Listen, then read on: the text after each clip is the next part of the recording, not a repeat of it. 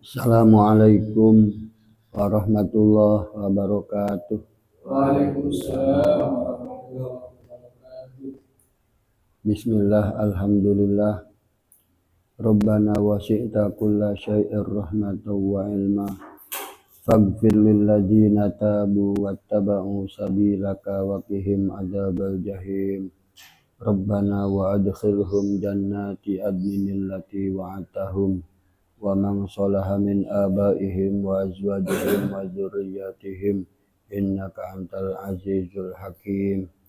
Wa qihimus sayyi'at wa man taqis sayyi'ati yawma idin faqad rahimtah wa dzalika huwal fawzul adzim. Wa id akhadna mitsaqakum wa rafa'na fawqakumut tur khudhu ma atainakum biquwwatin wasma'u. Wa id akhadna, dan ingatlah ketika kami mengambil mitsaqakum, perjanjian kalian. Dan ingatlah ketika kami mengambil perjanjian kalian. Wa rafa'na fawqakumut tur, dan kami mengangkat di atas kalian gunung. Dan gunung kami angkat di atas kalian. Khudhu ma atainakum biquwwah, maka peganglah apa yang telah kami berikan kepada kalian, biquwwatin, dengan sungguh-sungguh, wasma'u, dan dengarkanlah. Maka peganglah apa yang telah kami janjikan kepada kalian dengan sungguh-sungguh, dan dengarkanlah.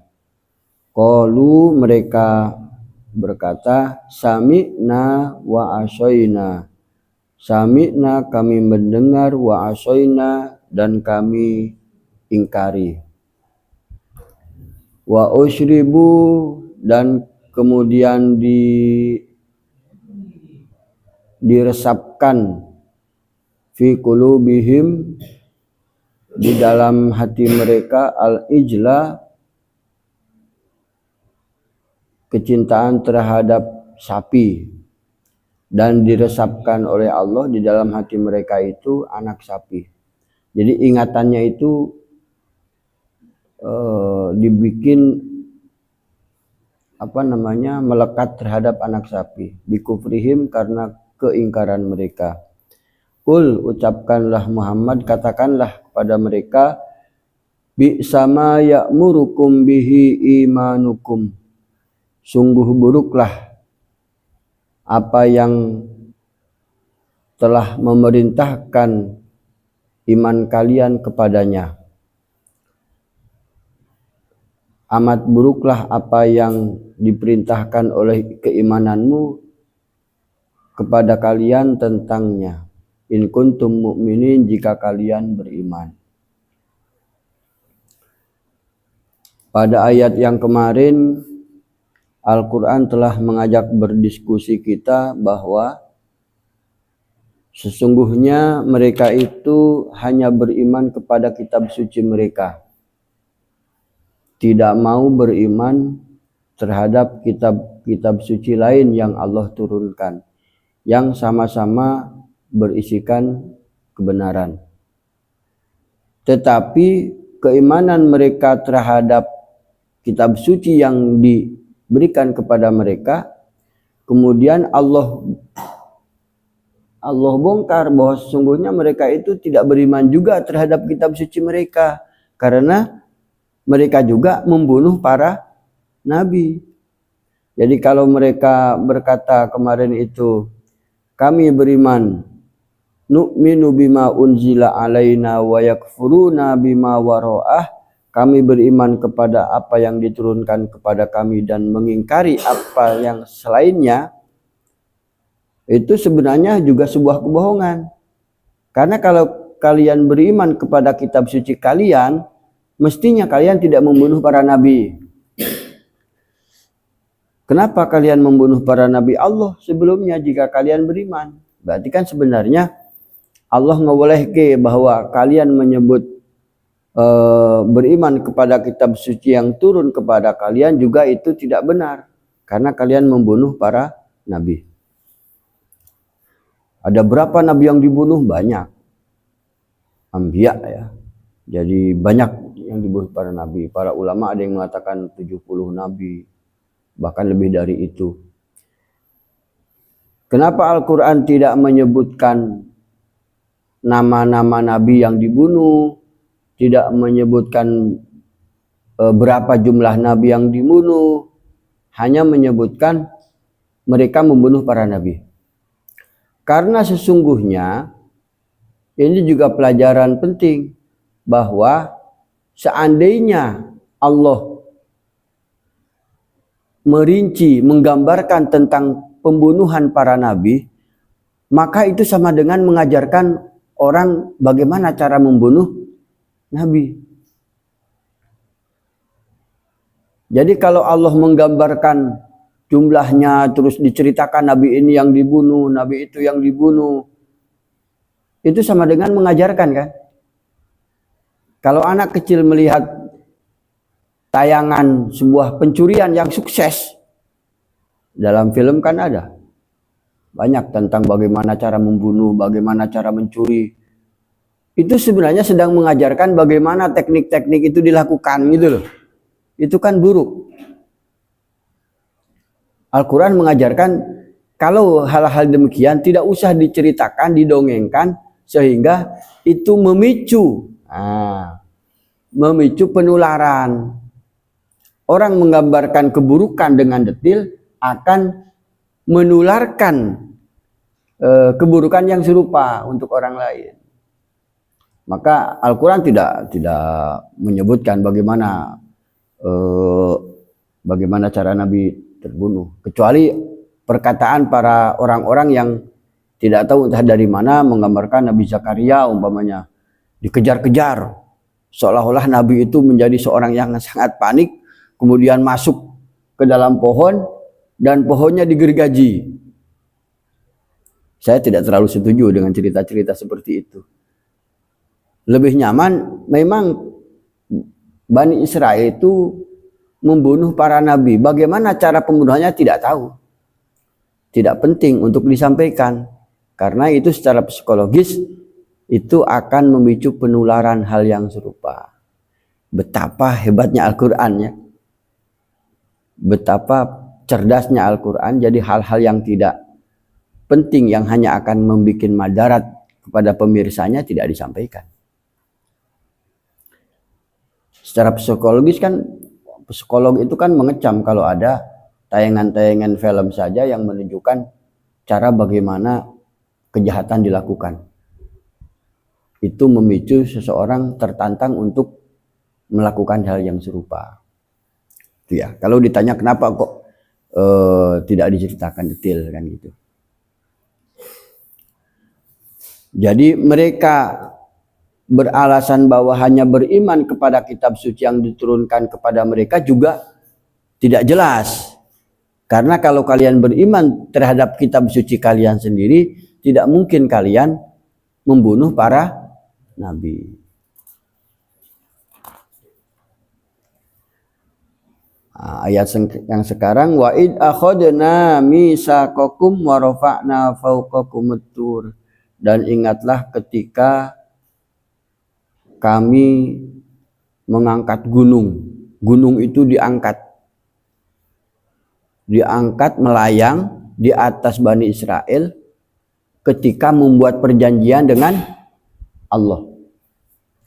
Jadi orang-orang Bani Israel itu karena terlalu seringnya berbuat durhaka, tetapi ketika sudah terdesak mereka menyebut Allah. Jadi orang itu sering berbuat jahat, berbuat durhaka, tapi di saat genting, di saat dia terdesak, menyebut nama Allah, memohon kepada Allah. Sama seperti kita. Kadang Allah banyak disebut ketika dalam kehidupan kita sedang terdesak. Coba orang terlanjur wis ketipu, wis dihapusi wong, wis utange akeh. Coba mesti tiap saat dia akan, ya Allah, ampunilah dosaku, lunasilah hutang-hutangku, lindungilah aku dari orang-orang yang berniat jahat terhadapku. Kan disebut terus nama Allah ketika terdesak. Jadi Allah itu hanya dianggap seperti damkar. Sak wayah-wayah dibutuhkan baru menyebut nama Allah. Itu yang kemudian karena berulang seperti itu terus, maka kemudian Allah memaksa mereka untuk mematuhi. Dipaksa untuk mematuhi perjanjian. Akhirnya diperjanjikan dengan Allah. Wa id akhadna misaqakum wa rafa'na fawqakumut tur. Dipaksa untuk mentaati perjanjian dengan diangkat gunung. Nek kira-kira kowe ora nerimo, tak lempar sama gunung ini, piye? Dipaksa. Luar biasa ya. Nah, itu karena sering berulang-ulang.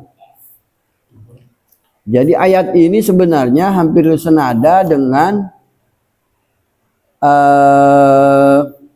ayat 83. Ayat bukan 83. Ayat 63. Wa id akhadna misaqakum wa rafa'na fawqakumut tur khudu ma atainakum biquwwah. Ya kan, di ayat 63.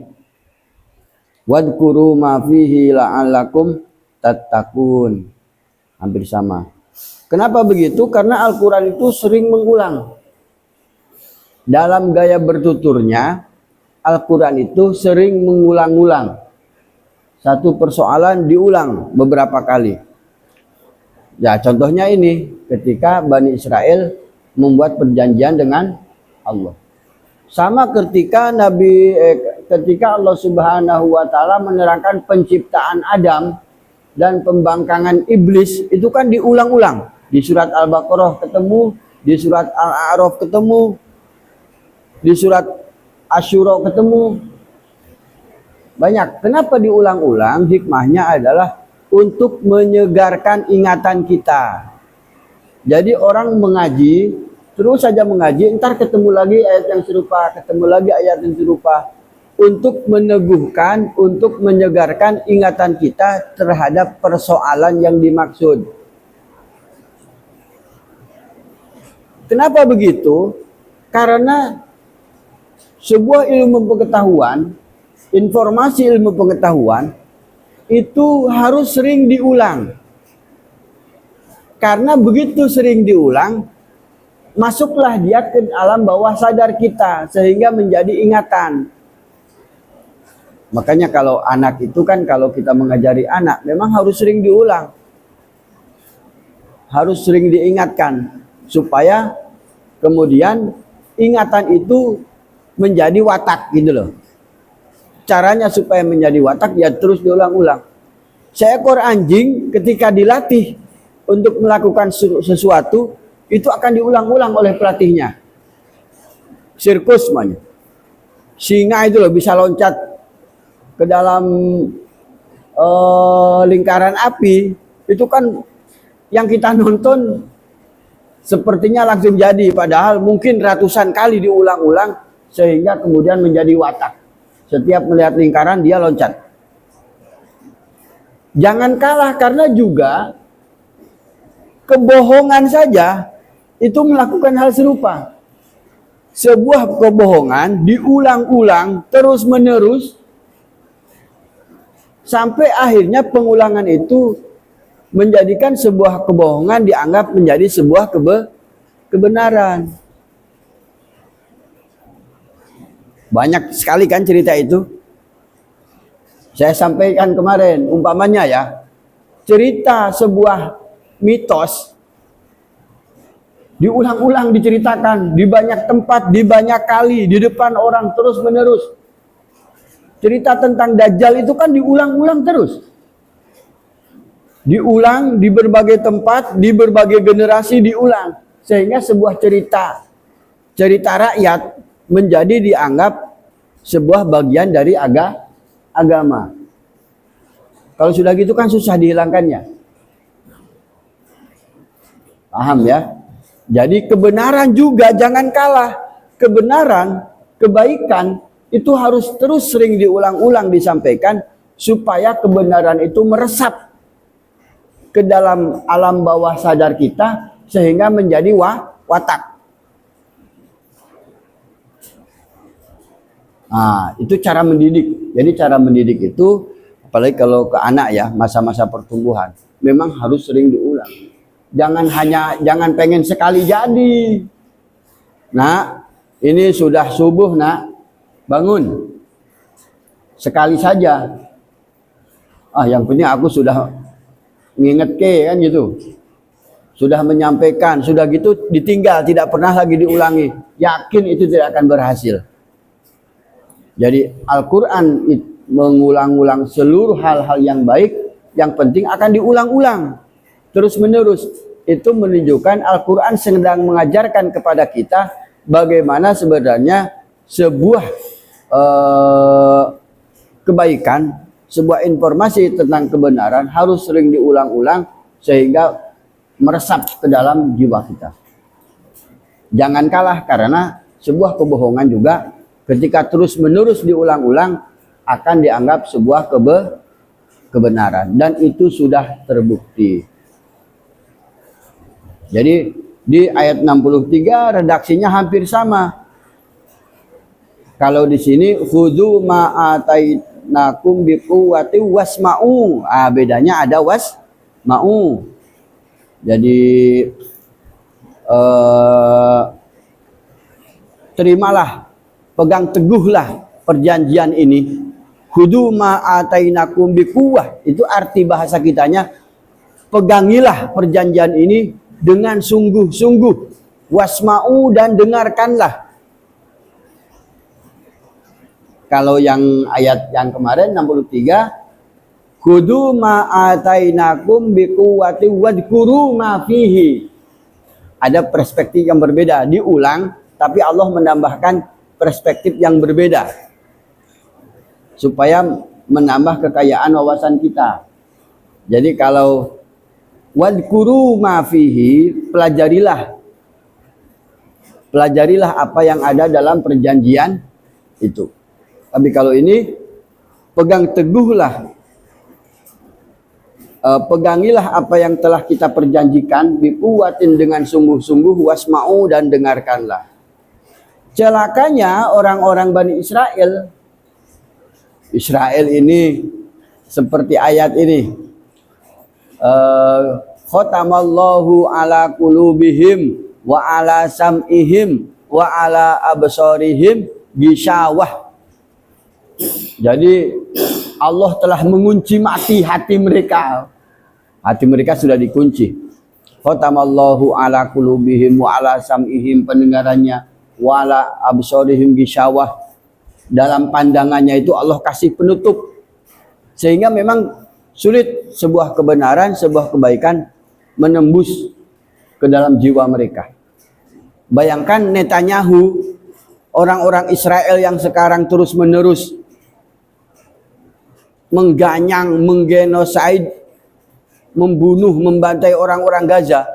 Apa kemudian setelah diperlihatkan video-video kekerasan, kekejaman mereka, mengubah pendirian mereka? Sama sekali tidak. Air mata yang tumpah dari bayi-bayi, dari anak-anak Palestina, sama sekali tidak mengubah pendirian mereka. Itu khatamallahu ala qulubihim. Jadi jangan pernah berharap belas kasihan dari bangsa Israel. Kalau dari bangsa Israel itu lebih baik kita sejak awal, sejak dini mungkin mencegah berhubungan dengan mereka. Jadi saya mengapresiasi pemerintahan Indonesia sejak zaman Soekarno sampai sekarang menolak untuk berhubungan dengan Israel.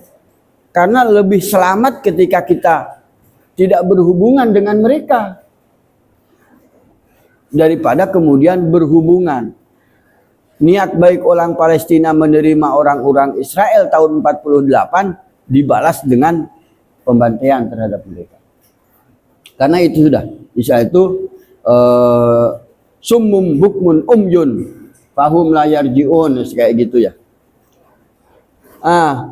Ketika Allah bilang wasma'u dan dengarkanlah, pahamilah, qalu mereka menjawab sami'na wa asoina, kami mendengar dan kami mengingkarinya. Terang-terangan kan ini. Kami mendengar tapi kami akan ingkari. Coba, ada nggak bangsa yang lebih jahat daripada itu? Kami dengar tapi kami tidak akan patuh. Sama kan? Sami'na wa asoina. Padahal kalau dalam surat An-Nisa itu walau annahum qalu sami'na wa ata'na wasma' wandurna lakana khairal lahum. Seandainya mereka berkata sami'na wa ata'na, itu lebih baik bagi mereka. Itu yang terbaik. Tapi lagi-lagi orang Israel itu tidak sama sekali memiliki niatan baik, bahkan perjanjian terhadap Tuhan.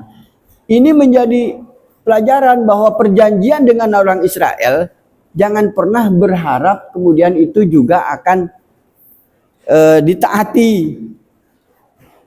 Perjanjian sama Tuhan aja diingkari. Coba gunung itu sudah diangkat.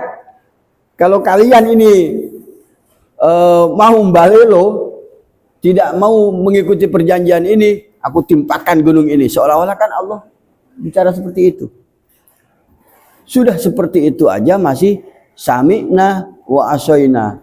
Kami mendengar tapi kami biasa mengingkari. Jadi ini pelajaran besar bagi kita bahwa sebenarnya kalau kita melihat Israel itu adalah orang-orang yang cenderung terhadap dunia. Jadi orientasi seluruh pikirannya itu terhadap dunia. Maka yang jadi standar dunia. Orang Israel itu kan begini. Umpamanya kata Allah di dalam surat Yasin ya. Jika dikatakan kepada mereka berinfaklah kalian, berdermalah kalian terhadap orang-orang. Apa jawaban Israel? Loh, kenapa kami harus memberi makan? Memberi makan orang-orang yang kalau Allah berkehendak Allah memberi makan mereka. Lau nasya'ullahu at'amah kan? Seandainya Allah berkehendak, Allah yang kasih makan yuk. Coba. Jadi itu orang Israel karena standarnya duniawi. Berbeda dengan orang beriman. Orang beriman itu standarnya adalah akhirat. Jadi kalau kita melihat kok berbeda banget antara orang beriman dengan orang Israel, karena standarnya berbeda. Orang beriman standarnya itu tujuannya adalah akhirat, orang Israel tujuannya adalah dunia. Dan kita zaman sekarang sedang diarahkan, orang beriman itu sedang diarahkan untuk tujuannya itu ke dunia. Hati-hati. Hati-hati sekali. Orang beriman sekarang juga orientasinya kadang sudah duniawi. Apa tandanya? Kalau dia memberi, ingin berharap mendapat untung lebih banyak. Orang memberi karena ingin mendapat kekuasaan.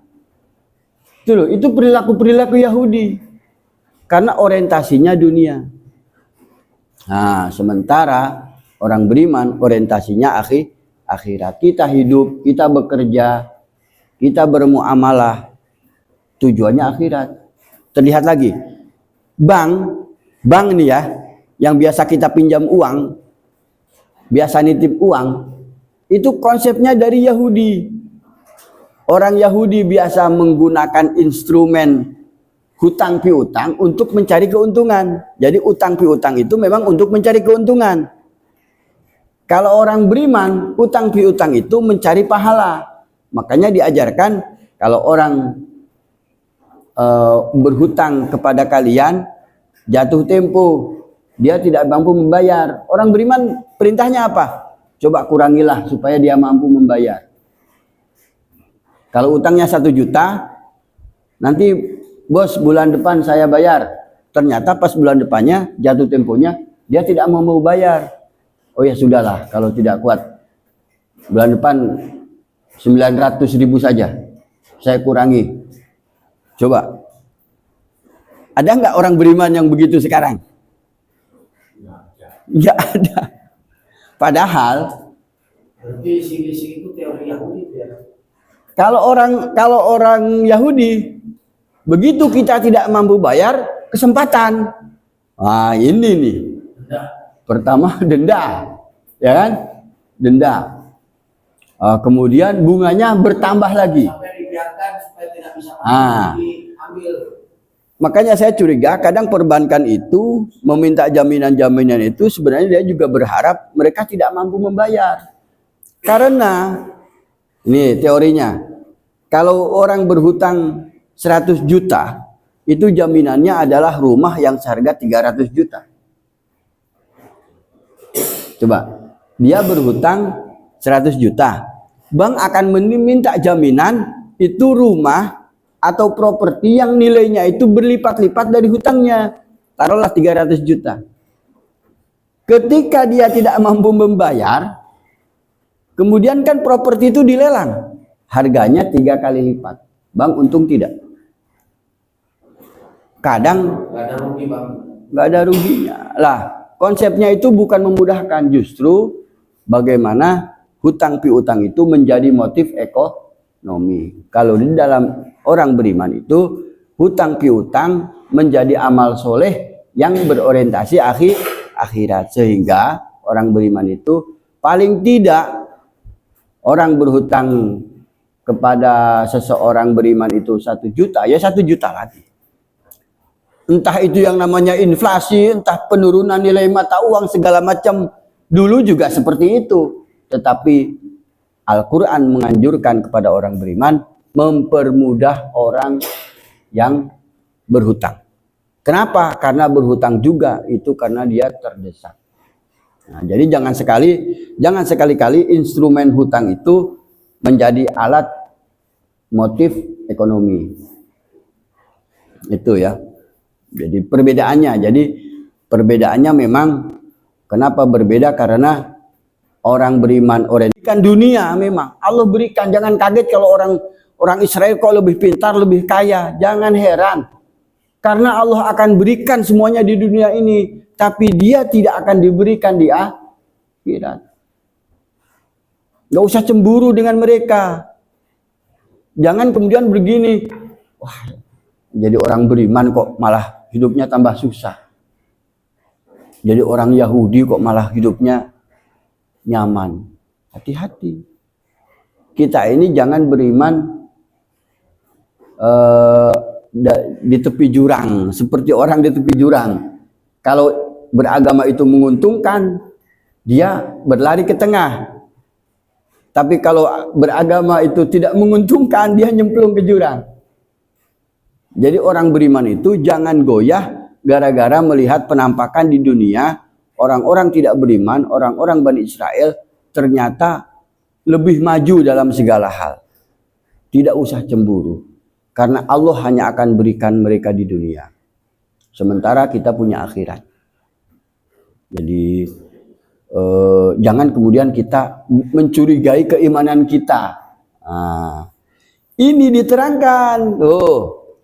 Ketika mereka itu mengatakan sami'na wa asoina, kami mendengar tapi kami mendurhakai, maka Allah wa usyribu fi qulubihimul ijra bi kufrihim. Allah resapkan, Allah ciptakan dalam hati mereka itu melekat hatinya terhadap sapi. Coba, kalau sudah begitu kan orientasinya pikirannya seakan-akan sapi itu barang berharga. Sapi itu seperti layak untuk dicintai, sehingga mereka kemudian menyembah sapi. Ada sisi seperti itu. Coba kalau orang beriman berpaling dari Allah, berpaling dari keimanannya, Allah bisa akan timpakan kok. Oh, melihat agama itu buruk, melihat agamanya sendiri itu loh buruk. Betapa banyak orang sekarang yang menganggap beragama itu menjadi lebih buruk daripada orang yang rasional. Banyak sekali penganjur-penganjur begitu, sampai kemudian agama ditafsirkan semau-mau mereka, sehingga agama menuruti logika yang orang Bani Israel itu berani mengatakan innallaha faqiru wa nahnu agniya. Allah itu nggak punya apa-apa, kamilah yang kaya raya.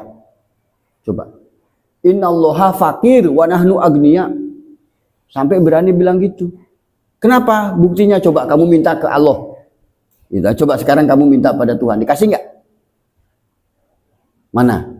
Kan tidak ada. Tapi kamu minta ke aku, minta uang, aku kasih. Coba, itu kan logika menyesatkan, logika dunia. Maka orang beriman tidak boleh cemburu terhadap kehidupan mereka. Sangat buruklah bi sama ya'murukum bihi imanukum. Kepercayaan kamu itu sangat buruk. Apa yang diperintahkan oleh keimanan kamu itu buruk. Bi sama ya'murukum bihi imanukum in kuntum mu'minin, jika kalian mengaku sebagai orang beriman. Jadi imanukum yang pertama adalah kepercayaan terhadap orientasi dunianya itu. Yang kedua, in kuntum mu'minin, jika kalian mengaku beriman. Kan kemarin itu Allah sedang membongkar sesungguhnya keburukan jiwa mereka, keburukan hati mereka itu. Mereka mengatakan beriman kepada kitab suci. Kata Allah, kalau kalian beriman kepada kitab suci yang diturunkan kepada kalian saja, tidak mungkin kalian membunuh para nabi. Nah, sekarang sama. Jadi jika kalian beriman, tidak mungkin kalian menyembah sapi.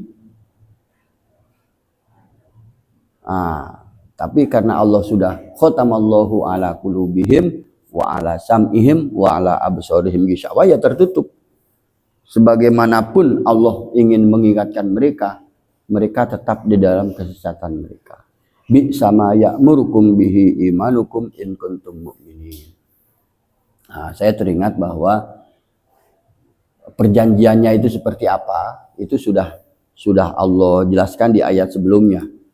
Di ayat 83 ya. Wa id akhadna mitsaqa bani Israila la ta'buduna illallaha wa bil walidaini ihsana. Ini perjanjiannya. Jadi isi perjanjiannya itu apa ya yang dimuat dalam surat Al-Baqarah ini dalam ayat 83 sebelumnya. Sebenarnya ini menjadi perjanjian kita juga dengan Allah. Maka coba dibuka ayat 83. Saya itu sangat kagum dengan ayat ini. Inilah ideologi orang beriman. Inilah karakter orang beriman. Coba dilihat. Wa id akhadna mitsaqa bani Israila, dan ingatlah ketika kami mengambil perjanjian dengan Bani Israel. Kalau Israel tidak menggunakan ini, orang beriman harus menggunakan ini sebagai karakter orang beriman. Pertama, tidak ada yang kita abdi, tidak ada pengabdian kecuali hanya kepada Allah. Ini menunjukkan orientasi orang beriman harus kepada Allah, lillahi ta'ala.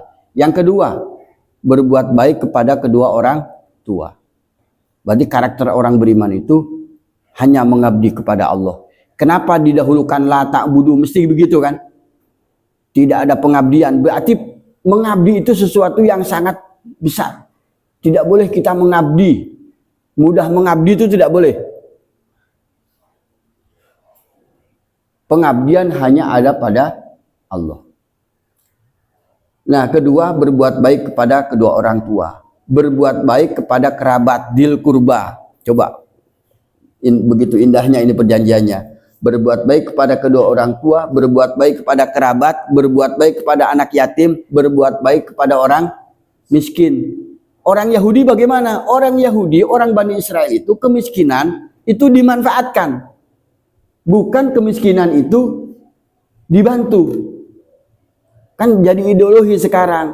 Kenapa orang-orang di Afrika itu dibiarkan miskin terus? Kenapa orang-orang sebagian Timur Tengah itu dimiskinkan terus oleh sistem? Karena mereka melanggengkan kemiskinan untuk kekuasaan. Di kita juga kan gitu, jadi ideologi politik. Jadi kalau kita mau menang mudah dalam pemilu, peliharalah kemiskinan. Paham ya? Padahal orang beriman itu pertama berbuat baik kepada kedua orang tua, berbuat baik kepada kerabat, berbuat baik kepada anak yatim, berbuat baik kepada orang miskin. Ini karakter orang beriman. Jadi orang beriman itu dilihat dari sininya. Orang beriman itu berarti orangnya kalau ke anak yatim dia bagaimana memuliakan anak yatim, bagaimana membantu orang miskin. Itu karakter orang beriman. Wa qulu linnasi husna, dan bertutur kata yang sopan terhadap manusia. Orang beriman itu suka bertutur kata yang baik-baik. Tidak menjadi orang yang keras kepala, itu orang beriman. Tidak bicara kasar, itu orang beriman. Ini saya ajarkan dari kemarin di kelas 2 itu, saya suruh hafal. Karakter orang beriman. 1. Mengabdi hanya kepada Allah. 2. Berbuat baik, berbakti kepada kedua orang tua. 3. Berbuat baik kepada kerabat. 4. Berbuat baik kepada anak yatim. 5. Berbuat baik kepada orang miskin. 6. Bertutur kata yang sopan. Jadi kalau kita mau menjadi orang yang betul-betul beriman, ya bertutur kata itu harus dijaga. Jangan berkata-kata yang kira-kira mencela, menghina, merendahkan. Itu bukan karakter orang beriman. Wa aqimus sholah, mendirikan sholat itu nomor berapa? Nomor 7. Wa aqimus sholata wa atuz zakah. Mendirikan sholat itu nomor 7, membayar zakat itu nomor 8. Artinya apa? Karakter perilaku itu yang diutamakan oleh orang beriman. Jadi kalau kan kadang gini, orang sekarang itu menilai seseorang menjadi baik kalau kelihatan sholatnya baik. Ya kan? Wah, itu berjamaahnya tiap saat. Sholatnya tekun, rajin. Tapi betapa banyak orang yang sholatnya tekun, rajin, ternyata perilakunya buruk. Korupsi. Tidak hanya korupsi. Kita akan menemukan orang-orang seperti itu. Padahal standar kalau kita menilai orang itu betul baik, beriman, lihatlah di nomor 1 sampai nomor 6. Berarti melihat dia pengabdian kepada Allahnya baik enggak? Dia berbakti kepada orang tua enggak?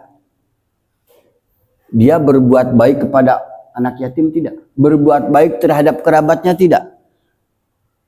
Karena menjadi tidak bernilai ketika seseorang beriman, mengaku beriman, terhadap saudaranya berbuat jahat, berperilaku buruk terhadap saudara, sholatnya bagus. Rebutan warisan. Oh, itu salah satunya. Berani bertengkar dengan saudara, padahal sholatnya bagus. Nah, di sini kita harus mencoba mengubah wacana kita. Jangan seseorang itu dipaksa ketika melihat sholatnya baik, maka dia pasti orang baik. Kenapa begitu? Karena sholat itu sangat tampak, sangat mudah. Sholat itu hubungan kamu dengan Allah. Kita tidak wajib tahu orang itu berjamaah atau tidak, itu tidak wajib tahu. Dia itu hubungannya dengan Allah. Kamu sholat baik, yaitu urusan kamu dengan Allah. Kamu tidak sholat, itu hubungan kamu dengan Allah. Tapi menjaga perilaku itu kamu berhubungan dengan manusia. Ini coba dipahami ya, coba dipahami. Kalau berbuat baik terhadap anak yatim, berbuat baik terhadap orang miskin, berbuat baik terhadap saudara, itu kan perilaku yang berhubungan dengan orang lain. Kalau sholat itu hubungan kamu dengan Allah. Meskipun umpamanya saya tidak tahu seseorang itu sholatnya baik atau tidak. Karena sholat itu sangat mudah untuk dimanipulasi. Sangat mudah dimanipulasi. Dulu ada cerita orang yang sampai disebutnya itu pemuda di serambi surga. Karena sangat baiknya. Tiap ke masjid itu mesti bagi-bagi uang. Tiap ada urusan sosial dia paling depan. Di masjid itu paling 5 waktu. Ternyata apa dia? Tempat pencucian uang pajak. Apa tidak malu? Makanya kenapa sholat itu kalau di ayat ini itu menjadi nomor kesekian? Bukan berarti merendahkan sholat, bukan ya. Tetapi kenapa itu menjadi nomor ke-7 dan ke-8-nya bayar zakat? Yang pertama adalah berbuat baik, berbakti kepada kedua orang tua. Itu standar utama. Orang ini baik, beriman tidak? Lihat perilakunya terhadap orang tuanya. Perilakunya terhadap saudaranya. Bagaimana perbuatan baiknya terhadap anak yatim, orang miskin. Kalau itu baik, insya Allah akan kasih rahmat, sholatnya terjaga. Jadi dibalik ya, dibalik. Jangan kemudian kalau kamu sholatnya baik, terjaga, hidup kamu semuanya baik. Tidak begitu. Nah ini perjanjian saya sampaikan, saya pengen ngulang-ulang. Bahwa berbuat baik terhadap anak yatim, kita menyelenggarakan satu anak yatim, itu luar biasa. Itu sangat luar biasa. Itu kitab Taurat ya? Iya. Ini isi perjanjian dengan Bani Israel. Tetapi itu juga menjadi perjanjian bagi orang beriman secara keseluruhan. Karena saya jelaskan di surat An-Nisa ayat 36 itu wa'budullaha wa la tusyriku bihi syai'a wa bil walidain, kan sama. Lebih detail. Tetapi pokok-pokok perjanjiannya sama. 8 ini. Saya besok itu hari Jumat saya bilang kalian kalau hafal 8 ini, saya kasih yang hafal 2000 saya bilang gitu. Ustaz 10.000 ya, pokoknya kamu hafal. Tanamkan sedini mungkin bahwa orang beriman itu punya 8 ini. Supaya karakter kebaikan itu menjadi keseharian orang beriman. Jangan kalah sama Sabta Marga TNI. Diulang-ulang. Nah itu. Waqulu linnasi husna itu masuk. Jadi perjanjian ini kalau kan di sini disebutkan summa tawallaitum illa qalilan minkum wa antum mu'ridun. Kemudian kalian berpaling dan kalian memang suka berpaling. Ini tidak dipegangi oleh orang Israel, pegangilah oleh kita sebagai orang beriman. Maka Allah akan memuliakan kita. Ketika orang-orang menjadikan kemiskinan menjadi motif untuk kekayaan, kita jadikan orang miskin itu kita bantu, kita berbuat baik dengan orang-orang miskin. Saya bersyukur, masya Allah di sini pengurus-pengurus semuanya kita punya kesempatan, oleh Allah diberi kesempatan untuk bisa berbagi, mencari data orang-orang miskin. Kita bagi, ada beras, ada uang, kita bagikan. Itu luar biasa. Kita cari data anak-anak yatim, kita santuni anak yatim. Itu menunjukkan karakter ini yang sesungguhnya. Maka itu sebenarnya harus jadi konsen kita, menularkan kepada anak-anak didik. Jadi orang beriman itu orang yang berbuat baik, saudara, berbuat baik pada anak yatim, berbuat baik kepada orang miskin, al-ayah. Itu ya. Jadi keimanan mereka itu menurut ayat ini tadi, kul bi sama ya'murukum bihi imanukum, buruk sekali, sungguh buruk apa yang diperintahkan oleh keimanan kamu jika kalian beriman. Berarti mereka punya keimanan yang baru selain keimanan terhadap Allah, yaitu keimanan terhadap dunia. Orang Israel itu berimannya terhadap dunia. Sesungguhnya itu yang jadi cikal masalah mereka itu. Mereka beriman terhadap dunia. Kalaupun ada persentuhan dengan agama, itu hanya untuk alat saja. Seperti iklan Ramadan, rame-rame. Iklan bulan Ramadan kan sangat agamis semua. Ya kan? Iklan marjan, iklan sirup, iklan segala macam iklan itu dibumbui dengan agama. Apa tujuannya? Sebenarnya untuk mendongkrak penjualan mereka. Ya kan? untuk mendongkrak penjualan mereka, berbagi dengan anak yatim, sedemikian rupa di syuting, diviralkan, itu hanya untuk menambah pundi-pundi keuntungan mereka.